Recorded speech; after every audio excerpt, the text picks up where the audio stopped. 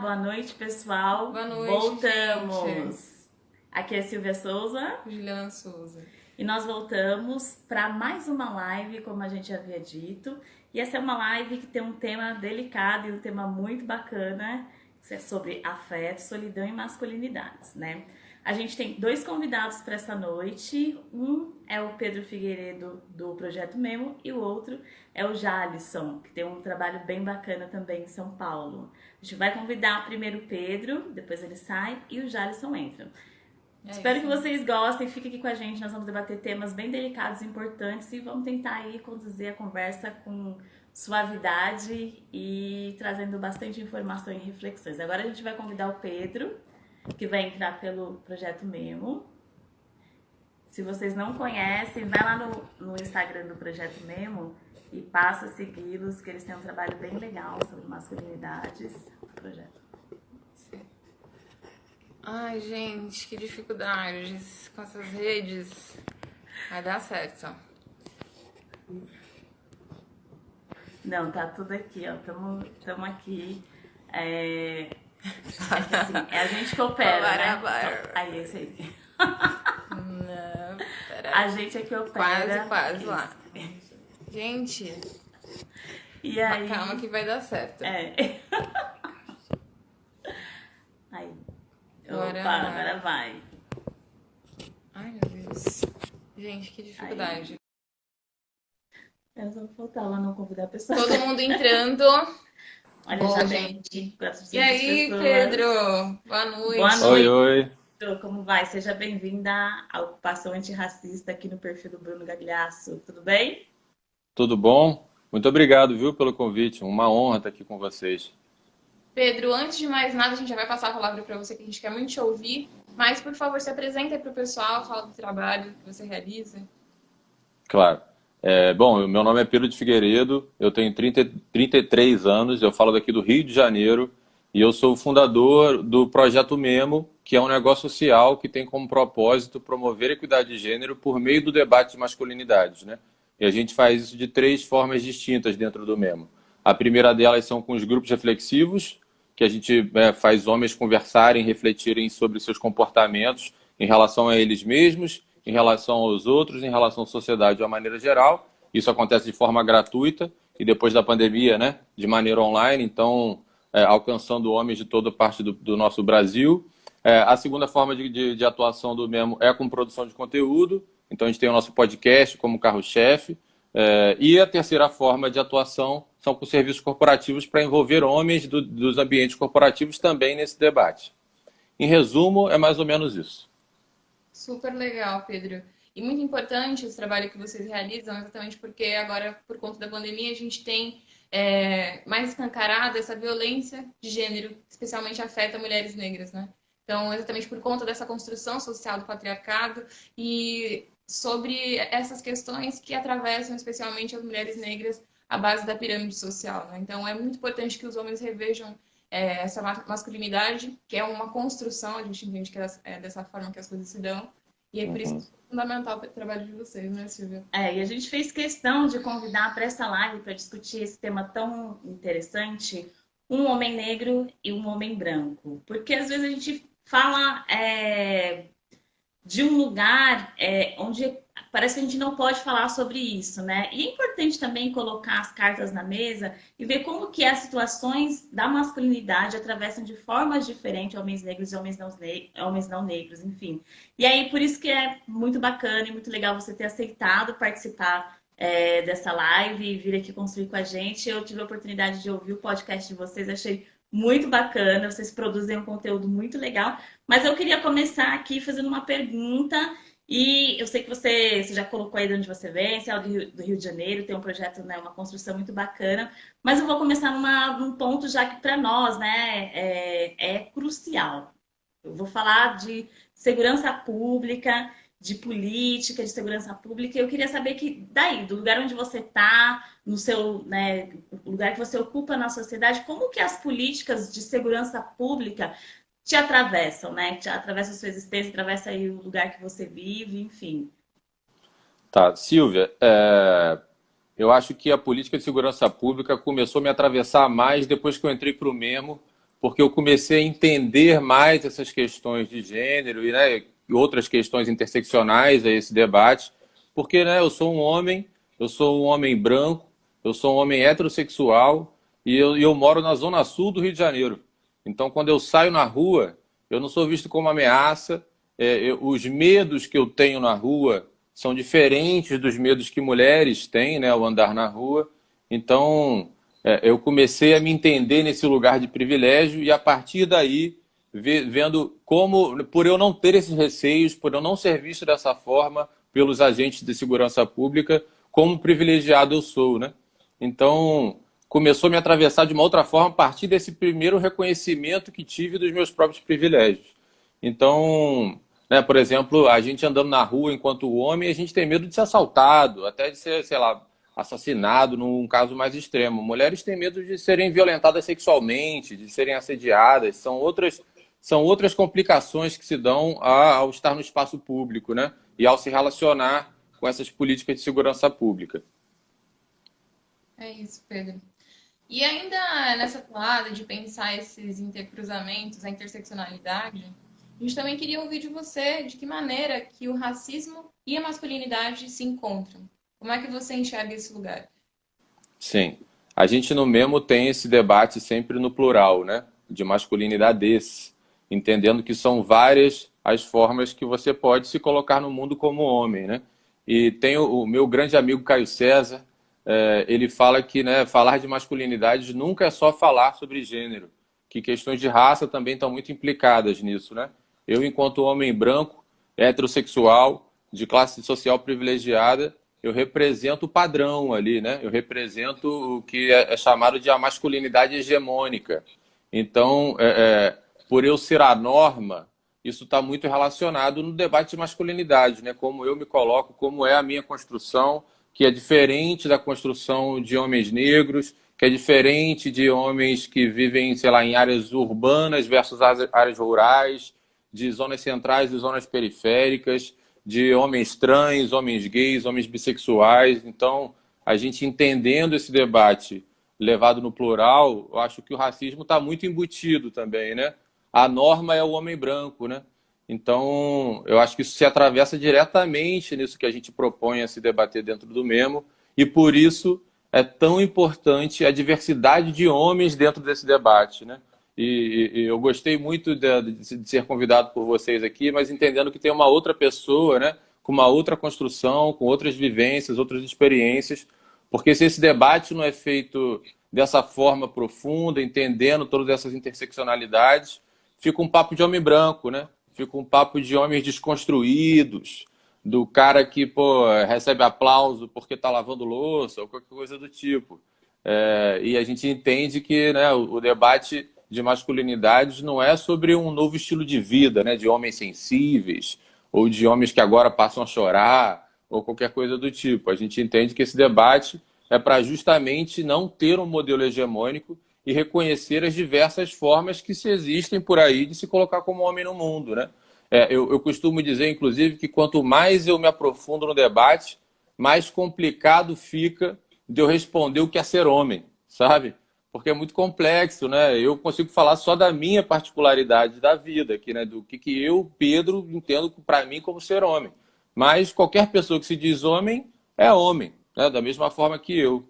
Então, eu acho que essas questões de racismo estão diretamente implicadas também nesse debate de gênero e de um debate de masculinidade. Qualquer discussão, né, que a gente vai fazer sobre desconstrução de algum efeito, alguma consequência do patriarcado, se a gente não faz essa interseccionalidade de raça, de gênero, se a gente despreza os contextos sociais, né, nos quais somos forjados, essa acaba se tornando uma construção vazia.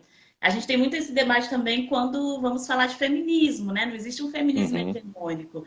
Todas as mulheres, elas não estão ali representadas pela mulher branca, classe média, enfim.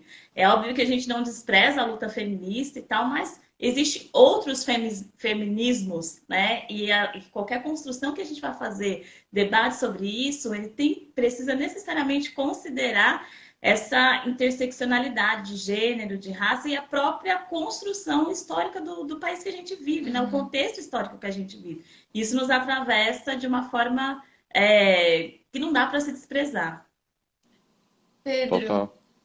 tendo em consideração essas outras coisas todas que Silvia traz aqui, eu gostaria ainda de perguntar para você. Então, no que se refere às relações afetivas, interpessoais, dentro do seu contexto, da sua vivência, das suas experiências, né? Desse lugar que você conta pra gente, de onde você vem e que te constitui enquanto homem, como é que você entende as relações afetivas no Brasil? Então, assim como a gente afirma que a fome tem cor no Brasil, você acredita que o afeto e a solidão têm cor também no Brasil? Olha, eu, enquanto homem branco e me relacionando na maior parte da minha vida, né, com maioria de pessoas brancas também, eu acho que de fato a gente pode dizer que sim, tem uma cor, né? Essa questão de afeto e solidão que vocês trazem, né, que vocês trouxeram na pergunta, porque justamente a gente representa a norma, né? Então a gente acaba se relacionando com pessoas que nos enxergam dentro desse padrão, assim, né? A gente está dentro do padrão, né? Enquanto homem branco, que eu digo. E aí eu, homem branco, heterossexual, morador da Zona Sul do Rio, eu me encaixo em todos esses, né? Esse checklist do cara padrão, eu represento todos, assim. Então, é claro que tem questões particulares ali de homens, né? Que aí independe de raça, independe de ser gay ou se não é e tudo mais, que são o não saber lidar com seus sentimentos, não saber colocar, né? Não saber nomear o que está pensando, o que está sentindo. O homem lida muito mal com seus sentimentos e emoções, né? Porque isso é visto como uma fragilidade e homens não podem ser vistos nunca como fracos. Então, acho que pegando um recorte de gênero, pura e simplesmente, acho que homens às vezes têm dificuldades em se relacionar, justamente por não saberem lidar com isso, não sabem pedir ajuda, não sabem se mostrar vulneráveis. Mas eu acho claro que isso se agrava quando a gente faz o recorte de raça, porque o homem negro, né, não é a norma, não representa o padrão que eu represento. Então acaba abalando diretamente nas suas relações, acredito eu, né? Falando aqui do meu lugar de homem branco. E vendo os meus pares, né? Vendo amigos negros, vendo amigos brancos se relacionarem, a gente vê que tem uma diferença de como são abordados, né, de como se colocam, a autoestima que eles têm em relação a isso. Mas acho que é mais ou menos por aí. Não, isso é muito interessante. Eu fiquei até curiosa para saber como é que vocês abordam essa questão dos afetos, né? Eu ouvi um podcast de vocês e uma das histórias contadas era que o cara frequentou várias vezes a reunião e tal, e ele nunca conseguiu falar que ele não tinha uma boa relação com o pai, enfim. Isso para ele era uma coisa difícil, né? E eu queria saber como é que vocês abordam dentro do projeto essa discussão em relação aos afetos e considerando os recortes raciais, o recorte racial também. Sim. Silvia, você falou de paternidade aí, né? A gente costuma dizer que independente do assunto que a gente está abordando ali, sempre dá um jeito de colocar o pai no meio, sabe? A figura paterna, né? Ela tem uma importância muito grande dentro dessa nossa construção e de como a gente acaba se desenvolvendo enquanto homem, assim, né? E seja um cara, seja um pai presente ou seja um pai ausente, ou seja um pai que esteja próximo, mas que não se faz presente em relação aos afetos, né? Então, a gente percebe muito que essa dificuldade dos homens se relacionarem efetivamente, principalmente uns com os outros, né?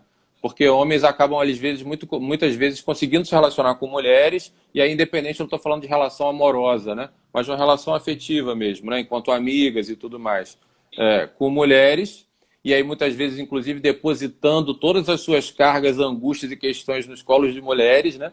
Porque essa relação não se dá entre homens, entendeu? Então acaba sobrecarregando vocês com as nossas questões, porque a gente só consegue se falar com vocês, só consegue estabelecer relações de afeto com vocês, mulheres, né? Então, de fato, é uma grande questão e eu acho que isso está implicado em vários momentos do nosso debate dentro do mesmo, sabe? Porque acho que transformar essas relações de homens, né, que se baseiam muito em agressividade, muito em violência, né? São os sentimentos ali que a gente consegue externalizar e que é bem visto de uma certa forma pela sociedade, é a nossa agressividade, é a nossa violência. Então, demonstrar carinho por um amigo, demonstrar afeto para um outro homem são coisas muito complicadas, né? Complicadas nesse sentido da construção social, né? Você fala, quando você vai elogiar um amigo seu, você fala que ele é pintoso, que ele é interessante, sei lá, você usa esses, né, essas outras palavras, assim, você não fala que o cara tá bonito, pô, cara, te achei bonito. Quando você vai cumprimentar uma pessoa, você pode até dar um beijo no rosto de um outro homem, mas é só no cumprimento, você não faz um carinho no teu amigo. São outras relações que se dão, né, por conta desse lugar de ter que se mostrar viril o tempo inteiro, de não poder se mostrar fraco nunca, de não poder mostrar nenhum tipo de vulnerabilidade. Então, acho que essa questão do afeto se manifesta muito dentro do nosso debate e independente do assunto que a gente esteja falando, sabe? Inclusive, criar essa rede de homens, né, que falam entre si sobre suas questões, a gente entende que já é transformador por si só. Tinha um participante do Memo até que falava que é um ato revolucionário quando homens se juntam para falar sobre seus sentimentos e emoções, porque, de fato, isso assim, é muito comum nos nossos grupos reflexivos, homens trazerem ali, pô, é a primeira vez que eu estou falando sobre isso, muito obrigado por estarem me escutando, muito obrigado por permitirem eu falar sobre essas questões. Então, a gente entende que essas relações mais afetivas são necessárias para a gente transformar esse comportamento nocivo que a gente tem enquanto homem, sabe, Silvia? Não, é total, assim, faz todo sentido, né? E só queria voltar no ponto da paternidade, que eu acho que para nós isso é muito representativo, né? A gente sabe que hoje no Brasil 5 milhões de pessoas não têm o nome do pai, né? Na certidão, na certidão de nascimento. E não é incomum a gente ver assim, famílias uniparentais e normalmente a mãe é a chefe de família. E tem um dado, inclusive, do PNAD que diz que nessas famílias onde só há um chefe de família, 63% são mulheres negras, né? Eu venho de uma família mais ou menos assim, meu pai foi embora muito cedo, e o meu irmão, eu tenho um irmão mais novo que tem um filho, e aí meu irmão, um dia ele falou assim, ó, tudo que eu quero ser é o que o pai não foi pra gente, assim, tudo que eu quero ser é tá com meu filho. Mas ele tem uma dificuldade de externar, assim, o afeto, como você falou, né, do carinho, de abraçar, enfim, isso é uma desconstrução que ela é perene, né? É contínua. E dispor dessas ferramentas é interessante. Principalmente, eu queria até saber um pouquinho mais, por exemplo, você disse que tem grupos reflexivos. Onde é que esses grupos ficam alocados, né? Como assim, não sei se vocês estão em outros estados, mas é interessante que essas discussões cheguem na periferia também, né? Porque Não, precisa se tratar de uma forma geral, assim. não, sim, super. Eu acho que essa questão da paternidade realmente é um ponto central dentro do debate de masculinidade, né? Como você bem falou, são mais de 5 milhões de crianças no Brasil sem registro, e aí mães solos, né? Esse número escala para uma dimensão ainda maior, assim. Eu também venho meio que desse mesmo lugar, né? Minha mãe me criou sozinha e meu pai foi vivo até 2012, então ele era um cara que estava relativamente próximo, mas eu encontrava ele uma vez a cada 2 meses, uma vez a cada 3 meses, né? E aí, eu sempre foi uma questão, claro, essa conexão, essa falta de conexão que eu tinha com ele, mas eu demorei muito para elaborar, Silvia, sobre o problema estar relacionado à equidade de gênero, né? Porque quem ficava sobrecarregada por todas as decisões da minha criação, do meu sustento, da minha alimentação e etc e tal, era minha mãe. Então, meu pai me levava para ir no Maracanã, para comer uma pizza, e eu achava ele um cara legal. Então, mesmo ele sendo um cara ausente, né, na minha criação, no meu desenvolvimento enquanto pessoa, enquanto homem, eu achava ele um cara bacana, né? Um cara que me dava uma volta de moto, eu achava aquilo muito maneiro. Mas quem ficava com toda a carga nas costas de me transformar num ser humano, num cidadão decente, era minha mãe, né? Então, acho que isso, de fato, envolver homens no cuidado, né? Entendendo o cuidado como uma coisa muito valiosa e que homens não veem valor, né? Delegam para mulheres, né? As mulheres acabam se responsabilizando em boa parte por quase tudo relacionado ao cuidado. Então, acho que isso, de fato, é um eixo central, assim, no que a gente tem que trazer aqui. E a sua segunda colocação, qual foi, perdão? Não, Dos grupos, né? A gente não interrompeu, não. Pode continuar. Não, era sobre os grupos, né? Onde é que eles ficam, né? Era isso. Sim, Então, a gente... antes da pandemia, acontecia de forma presencial os nossos grupos reflexivos, e a gente tinha tanto no Rio quanto em São Paulo. A gente tinha essa limitação geográfica mesmo e de conseguir levar esse debate para mais lugares, né? Somos um grupo pequeno ainda, né, atuando, mas a gente entende a importância de levar esses grupos para outros lugares e a gente, no meio do ano passado, a gente decidiu abrir a nossa metodologia, né? Então, a gente disponibilizou a nossa metodologia, um dos episódios do podcast, inclusive, é um passo a passo para como fazer para você desenvolver um grupo reflexivo. E dessa forma, a gente entende que a gente expande o debate, né? Fazendo com que mais homens se coloquem aí, independente do lugar. Mas com a pandemia, a gente mudou, né, o nosso formato, a gente continuou atuando com os grupos reflexivos e agora de forma online. Então, nesse segundo semestre, porque os nossos grupos reflexivos, acho que eu não expliquei isso, tem uns ciclos semestrais. Então, as pessoas entram nos grupos e ficam um semestre inteiro, né? É um ciclo de 11 encontros que acontecem de formas quinzenais. Então, quinzenalmente, a gente se encontra, agora pelo Zoom, pelo Google Meet, por essas ferramentas de videochamada, que a gente faz os encontros. Então, quinzenalmente, a gente se encontra e esses encontros duram um semestre, nesse grupo dura um semestre. E aí, entendendo agora, a gente tem homens do Amapá ao Rio Grande do Sul, sabe? O que é maravilhoso, porque a construção de um cara do Sergipe é muito diferente da minha que estou no Rio de Janeiro, sabe? A construção do cara do Mato Grosso do Sul é diferente da minha. E a gente conseguiu uma representatividade geográfica nos nossos grupos muito legal. A gente conseguiu justamente encaixar dentro da mesma proporcionalidade que temos no IBGE, sabe? Então, tem muita gente do Nordeste, a grande maioria, né, pela concentração populacional mesmo, é do Sudeste, mas tem todas as regiões contempladas, praticamente todos os estados, e isso dentro daquilo que eu estava falando, da pluralidade do debate, né, de encarar masculinidade no plural, também é muito importante ter esse recorte geográfico, sabe? Porque é muito diferente, né? Eu que estou aqui na Zona Sul do Rio de Janeiro, de um cara que está na periferia de Goiás, sabe? Então isso é muito incrível e isso, de fato, potencializa o debate, porque quando você, né, se virasse só os meus amigos da Zona Sul do Rio de Janeiro, ia ficar de novo um papo de homem branco, né? A gente ia ficar assim, em meia hora e acabar o assunto. Então, a gente envolvendo outros homens, a gente consegue dar essa amplitude para o debate e conhecer outras perspectivas de se colocar como homem no mundo, sabe? Então, tem essa vantagem do online, né? Tem esse ganho da coisa estar acontecendo agora digitalmente pela internet. Total, Pedro.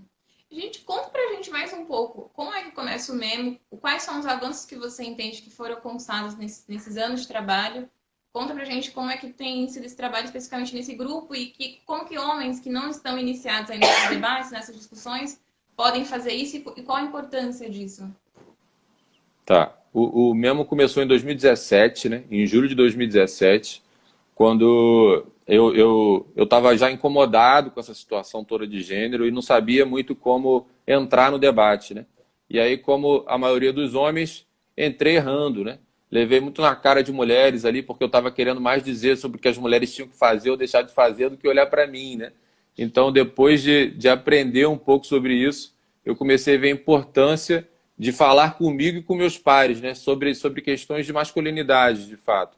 Então, o que a gente entende de como é possível homens se envolverem nesse debate é falando sobre nossas questões e principalmente com outros homens, né?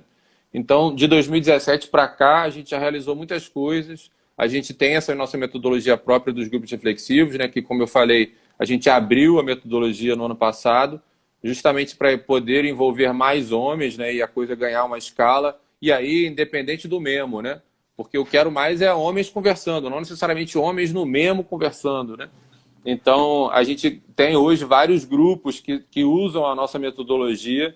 Então, isso para mim já é uma mostra que o impacto está alcançando outros espaços e que isso tem uma intenção legal, né? Porque chegou num certo momento que a gente não estava dando conta da demanda. Tinha muita gente demandando participar dos nossos grupos, mas como é um processo semestral, tem, né, um número limite de 20 homens por grupo, a gente não dava conta de atender todo mundo. Então, a gente decidiu abrir a metodologia justamente para que esse debate seja propagado. E aí, enquanto resultado, Juliana, eu acho que tem um número engraçado, que é um indicador que a gente fala que é um indicador invertido.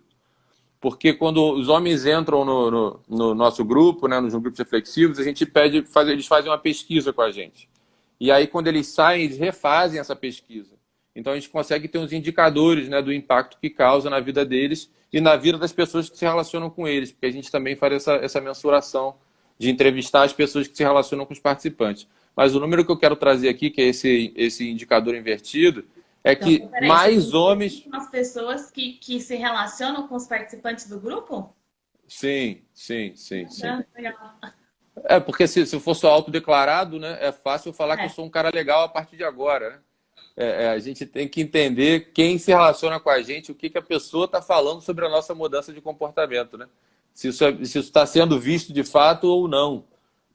Mas o nosso indicador invertido é que mais homens se dizem machistas depois que saem dos grupos. Isso pode parecer esquisito, né? Porque parece que a ideia é deixar de ser machista, e de fato mas o primeiro passo, e eu acho que o trabalho principal do Memo é sobre fazer o cara reconhecer os seus comportamentos machistas, né? E aí falo por mim mesmo, né? Eu reconheço uma série de coisas que até pouco tempo atrás eu não reconhecia, que estavam erradas, que eram equivocadas. Então, o cara sair do Memo, né? Mais homens se considerando machistas, isso significa que eles estão reconhecendo isso, né, como uma questão. Né, aproveitando aqui a temática antirracista, é a mesma coisa de pessoas brancas entenderem que são racistas, né? E a partir desse reconhecimento buscar se solucionar esse problema.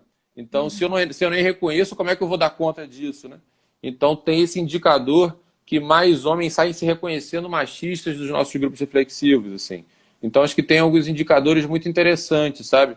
Que a gente consegue ter a partir desse trabalho que a gente desenvolve e que me dá muito orgulho, mas entendendo, né, que é uma caminhada muito longa, né? Que a gente costuma dizer que não existe uma linha de chegada, né, para você ser visto como homem desconstruído, né? Que essa caminhada ela é meio eterna, assim. Minha companheira Gabriela teve uma vez que ela foi perguntada num programa de auditório da Fátima Bernardes, iam perguntar para ela se ela o que ela mais percebe de transformação em mim, né, desde que eu comecei esse processo, assim. Eu fiquei todo nervoso, aquela coisa ao vivo, né, programa na Globo. Eu falei, meu Deus, o que ela vai falar? Acabou que a Fátima nem fez a pergunta para ela, mas eu fiquei super curioso. Eu falei assim, amor, o que você ia falar para a Fátima Bernardes sobre o meu processo de transformação, né? Ela falou assim, Pedro, e eu achando que ela ia me enaltecer, me jogar pro alto, falar que eu sou um cara incrível, que agora eu faço tudo certo e tal. Ela falou assim, Pedro, eu ia falar que agora você reconhece mais rápido os seus erros. Eu falei assim, legal. Ok. Não era exatamente isso que eu estava pensando, mas é importante, né? Se eu estou reconhecendo mais rápido os meus erros, é que eu estou no caminho. É isso. Então, acho que é sobre isso, sabe? Eu acho que a gente se reconhecer enquanto pessoas que erram, onde homens foram construídos nessa sociedade super machista e que a gente tem um caminho longo aí a ser feito para mudar um pouco essa situação, sabe? Tudo começa pelo reconhecimento, né? Essa analogia que você fez em relação ao racismo, quando a gente vai falar em fazer palestra, enfim, conversar sobre isso, e que a gente começa a expor, né, as fissuras e demonstrar que ali, enfim, que as questões raciais estão postas, as pessoas se chocam, né? Não, mas como assim? Enfim, mas começa pelo reconhecimento mesmo, senão não tem mudança. Pedro, eu queria muito te agradecer pela sua participação. A gente combinou de conversar aqui por meia hora, né? E foi um papo muito bom, muito interessante conhecer a metodologia do Projeto Memo, conhecer o trabalho que vocês estão construindo. E é um trabalho legal, bacana. Não vou ficar elogiando, não, porque vocês não vão fazer mais que obrigação. É isso, é isso. Mas eu queria te agradecer e, por favor, suas palavras aí de despedida e considerações finais, por favor. Silvia, Juliana, eu só tenho a agradecer para vocês o convite que fizeram, né? Me senti honrado quando o convite chegou. Um pouco nervoso, né, de estar entrando nessa. Eu acho que esse friozinho na barriga ele é necessário, né? A gente costuma dizer também que homens se colocando nesse debate, se não ficarem desconfortáveis, é porque a coisa não está dando certo, sabe? Tem que ser desconfortável, não dá para ficar nesse conforto. Então, esse friozinho na barriga, esse desconforto de estar aqui, é uma coisa que me motiva e me faz, né, topar uma live como essa e me sinto muito honrado mais uma vez pelo convite. Só tenho a agradecer a vocês e vou acompanhar aqui o Jalisson, o que ele tem para falar, porque também quero saber. Massa, Pedro, muito obrigada. Faço minhas palavras da Silvia. Foi um prazer te conhecer o trabalho de vocês. E que mais homens que estão nos assistindo, né, se interessem e busquem aí se descobrir para que sejam cada vez mais se aproxime talvez mais do que é ser uma pessoa humana, um ser humano, né? Então, reconhecendo suas fraquezas, suas fragilidades, para que consiga, de fato, melhorar, porque esse é um processo civilizatório e é de toda a sociedade, né? Então, quando a gente discute feminismo, nós mulheres somos sempre a vanguarda nas questões, nos debates de gêneros, aí nós, pessoas pretas, somos a vanguarda nos debates sociais. E a gente precisa urgentemente fazer o inverso. Super obrigado, Pedro. Obrigado, Valeu, gente. Pedro. Até Tchau, mais. tchau. Boa noite. Não. Valeu, obrigada. Bom, gente, esse foi o Pedro. Agora a gente vai convidar o Jalisson para entrar aqui na live. A gente está discutindo masculinidade, afeto e solidão. E o Jalisson, agora aqui, como é a gente que está operando, por isso que a Juliana está mais próxima da tela, Jalisson Mendes é de São Paulo, ele vai entrar para contar um pouco dessa história, enfim. E trazer também suas perspectivas sobre esse tema, né? Do lugar que ele fala. Peraí, galera, que a gente vai conseguir. Meu Deus. Aí, Acho que foi, gente. foi, já marcou, agora é só convidar. Acho que deu uma mexidinha aqui, ficou um pouquinho, mas tá bom, tá ótimo. Vamos ver se rola. Já eles estão com uns problemas de conectividade. Vamos ver se ele já tá por aqui. Aguardando. Que legal, uma super galera participando, interagindo aqui. Comentando também. A live vai ficar salva, depois contem pra gente o que vocês estão achando dessa conversa, desse debate, que a gente achou super relevante, gente. A gente não consegue ler todos os comentários que sobem ao mesmo tempo, enfim, né? Mas a gente vai tentar responder na medida do possível, lá no perfil. Boa noite, Jalisson, tudo bem? Boa noite, me escutam? Escutamos bem, Jalisson, boa noite, tudo bem? Boa noite. Obrigado pelo convite. Ai, tá um pouco ruim essa conexão, Jalisson. Ela tá oscilando bastante aqui. Mas bora lá. Você está nos escutando bem? Vamos tentar aqui, vamos iniciar então. Bom, Jalisson Mendes, por favor, se apresente aqui. Seja primeiro bem-vindo, né, à nossa ocupação antirracista na rede do Bruno Gagliasso. Você é muito bem-vindo, a gente quer muito te ouvir e tomara que essa conexão dê certo. Vamos mandar boas energias aqui. Agora acho que vai, por favor, já. Sim. Antes de me apresentar, eu gostaria muito Ai. de agradecer o ator. Tá gravando. Jalisson, a gente vai te derrubar e vai te chamar de novo. Eu acho que vai ser mais fácil. Vamos tentar de novo. Peraí. Minutinho. Gente, ao vivo é assim. Quem sabe faz ao vivo. Quem não sabe tenta fazer e consegue que dá tudo certo no final. Então a gente tá tentando e tá dando tudo certo. Então aí deu um probleminha aqui, a gente derrubou a conexão e a conexão não, né? Vamos chamar o Jalisson novamente para ouvido. E acho que agora vai dar tudo certo. Peraí. Aí. Ai, gente. É o primeiro. Aí. Sim, é que tá difícil de selecionar. Ai. Peraí, gente. Acho que foi. Agora foi. Foi? Não. Não, tava selecionado. Vai dar certo. Mantém aí. Gente, mantenham aí, segura um pouquinho, a gente vai debater as mesmas questões com o Jalisson e vai ser muito importante ter um ponto de vista de um homem que ocupa um outro lugar na sociedade. Ó, mandamos o convite. Vamos lá, vai dar certo. Quem tá acompanhando, tá mandando oi, carinho aí, manda boas energias também. Para o negócio parar de travar e a gente conseguir seguir em frente com essa live. Acho que agora vai, tá aqui conectando. Vamos ver se consegue subir, Jalisson. Vai rolar aqui.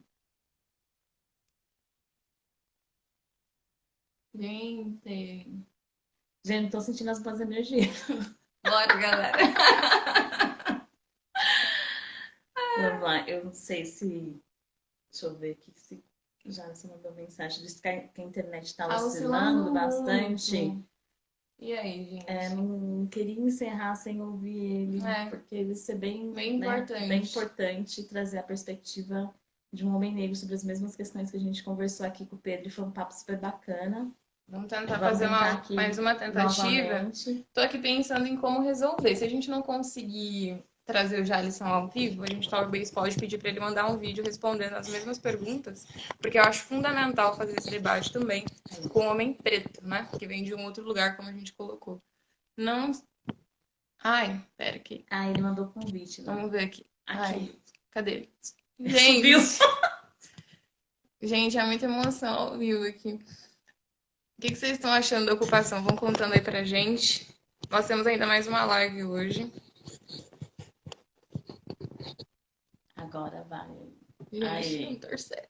Peraí, Jalisson, aguenta aí que a gente tá te mandando o convite. Ai, Foi. acho que. Gente, tá.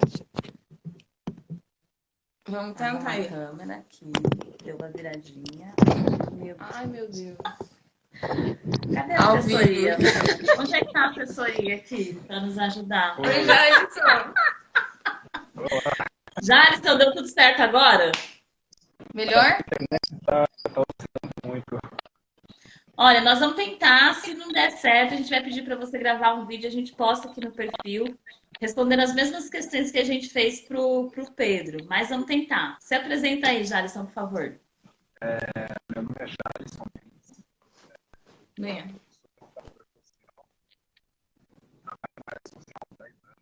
Tá travando muito.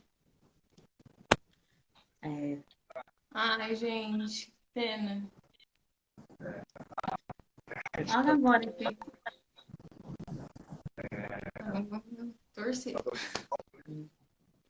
Não te ouço, já. Gente, vocês que estão assistindo aí, vocês estão conseguindo? Porque aqui não tá chegando. Digam aí se vocês estão conseguindo ouvir o Jalisson. Tá travando demais, né? O pessoal tá falando. O Jalisson tá onde? Vocês sabem qual localidade? Jalisson tá em Heliópolis, São Paulo. Tá ruim, ruim, né, a transmissão gente? não tá chegando. Eu acho que só o fato da gente ter esses problemas de conexão já é um apontamento, já é um fato político aqui, já é um Alguns apontamento indícios. que traz alguns indícios para a gente conseguir fazer algumas análises, né, ou pelo menos algumas, né, constatações dos lugares diferentes que nós ocupamos na sociedade, os acessos, né? Então, sim, uma internet tem diferença na conexão, mas a gente está tentando aqui ouvir o Jalisson, mas não tá Eu chegando. quero agradecer. Tá voltando, será? Eu ouvi, quero agradecer. Quero agradecer, tá bem ruim. Quero Ai. agradecer o convite de vocês. Consegue escutar? Ah, e tem gente aqui falando, nossa, como queria ouvir, A nós gente também. também. Esther tá acompanhando. Um abraço. A Isabela também mandou aqui uma mensagem. Isabela Borges. Ela tá bem sofrendo bastante na internet. Ah, Os moradores aqui do Heliópolis, né? ai, gente, tá muito ruim. Jalisson, a gente vai fazer o Oi. seguinte, então acho que a gente vai derrubar e vai. Derrubar não, né? Vai salvar essa primeira parte né? Com a análise do Pedro. E vai tentar me chamar, fazer talvez até uma chamada de vídeo, não sei. A gente vai estar aqui pensando um Zoom, alguma forma de a gente conseguir interagir e subir aqui o conteúdo da mesma maneira para te ouvir sobre a esse respeito. É uma pena não estar conseguindo aqui interagir com a galera ao vivo, online, seria muito legal. Mas não tá dando. Mas assim, o que eu queria dizer, né? O Jalisson é um educador social, ele é estudante de direito, ele é um ativista antirracista há mais de 15 anos e, além de tudo, é meu companheiro. Então, eu também queria que ele trouxesse a perspectiva dele sobre a luta antirracista, porque me parece que ele tem alguns apontamentos interessantes a esse respeito. Queríamos compartilhar isso com vocês, para fazer até esse contraponto, não sei se é exatamente contraponto, mas trazer essa outra perspectiva. Tendo visto que a gente ouviu o Pedro, mas eu acho que não vai rolar por conta dessas questões estruturais, institucionais e dos lugares sociais que nós estamos, né? Então, isso diz muito sobre o que é ser preto, o que é ser preta no Brasil. É isso, gente. Infelizmente, a gente não conseguiu colocar ter a participação plena do Jalisson na live. Agradecemos ao Pedro e vamos dar um jeito, sim, de botar aqui o conteúdo com o Jalisson fazendo essas análises, porque isso é muito importante também. E isso, como a Juliana falou, são, né, traz os apontamentos desses lugares que a gente ocupa. A gente vai encerrar, então, o conteúdo vai ficar salvo aqui para vocês assistirem, enfim. Vamos deixar aqui também as redes do Jalisson salvas, assim como a do Pedro também, para que vocês possam ir na rede dele, conhecer o trabalho que ele faz, o trabalho que ele realiza, que é um trabalho super importante e que talvez não tenha tanta visibilidade quanto o trabalho do Projeto Memo, por conta das questões estruturais. E, enfim, como a gente já falou aqui, muito obrigada a todos vocês que acompanharam. Espero que vocês tenham gostado. Deixe os comentários aí. Às 10 horas a gente vai entrar na última live do dia. E vamos aí depois caminhar para o encerramento da nossa ocupação aqui na rede do Bruno Gagliasso. Ju? A gente volta daqui a pouco. Não percam, acompanhem, por favor, comentem, compartilhem os conteúdos que a gente veio produzindo durante o dia. A gente fez isso com muito carinho, com uma galera maravilhosa. Renata Assunção, Indira. Ai, Judas, eu sou péssima de nome. Jéssica, Bruna, Gabriela, Renata, Bruna enfim, Barreto, a gente vai fazer Isabela. os créditos aqui para agradecer, porque sem vocês a gente não teria conseguido fazer isso, mas são pessoas, não todas elas não são pessoas negras, então isso também diz muito sobre as atitudes antirracistas, né, que precisamos colocar urgentemente em prática. Sem falar da nossa querida amiga Isa Borges, do Sentinelas, que o conteúdo tá no Facebook, que está aqui nos recebendo hoje o dia inteiro. Então, a gente volta daqui a pouco. Fica Beijo, aí, gente. gente. Até daqui a pouco. Até mais.